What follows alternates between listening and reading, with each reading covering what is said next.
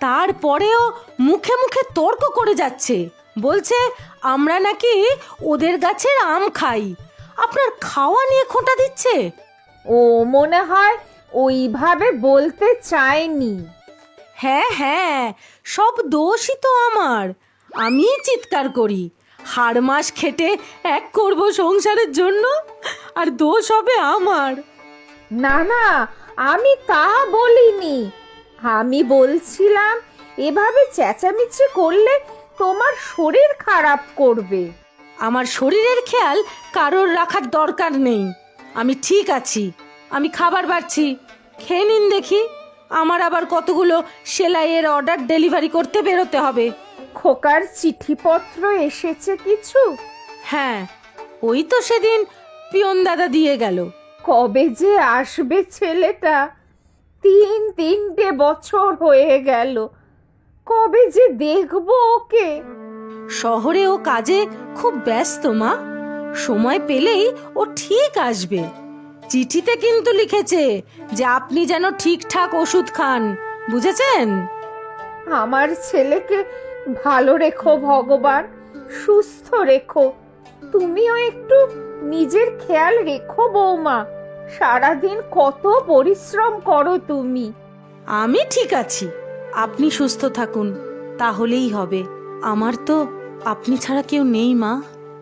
আমি আর কদিন, এরপর তুমি আর খোকা ভালো থাকো, এই চাই। আমি খাবার বাড়ছি মা, আপনি আসুন, এখন মেলা কাজ পড়ে আছে আমার।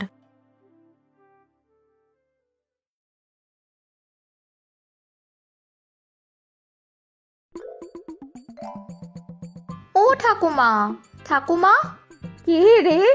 ও মিলি, আয় আয়। তুমি আচার বানাওনি ঠাকুমা?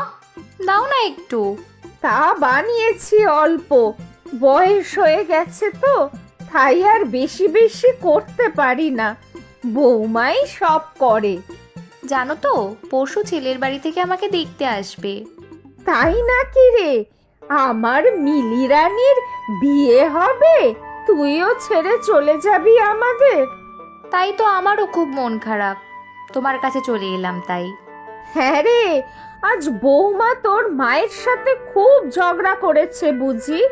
হ্যাঁ, জেঠিমা যা খুশি তাই বলেছে মাকে। জেঠিমা এখন বাড়ি নেই তো। বৌমার এই এক দোষ, বড় মুখরা। না রে, এখন বৌমা বাড়ি নেই, সেলাইয়ের জিনিসপত্র ডেলিভারি দিতে গেছে। তুমি আমাকে আচার দিয়েছো জেঠিমাকে বলো না কিন্তু, তাহলে আবার আমাকে বকবে। সেদিন তোমাদের বাড়ির পিছনের পেয়ারা গাছের একটা পেয়ারা ধরেছিলাম বলে খুব বকেছিল। না রে, বলবো না, তুই নিশ্চিন্তে নিয়ে যা।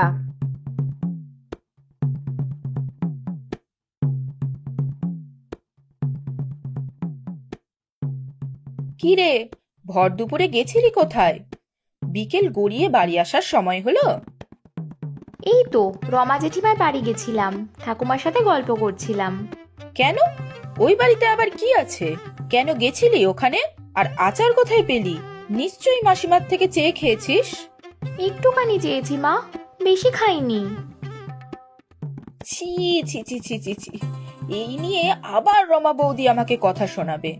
সকালে একটা ফুল তুলেছি বলে এত কিছু বললো আমাকে, তারপর আবার তুই যেচে পড়ে ওই বাড়ি গেছিলি। জেঠিমা তো এখন নেই, শুধু ঠাকুমা ছিল, তাই গেছিলাম।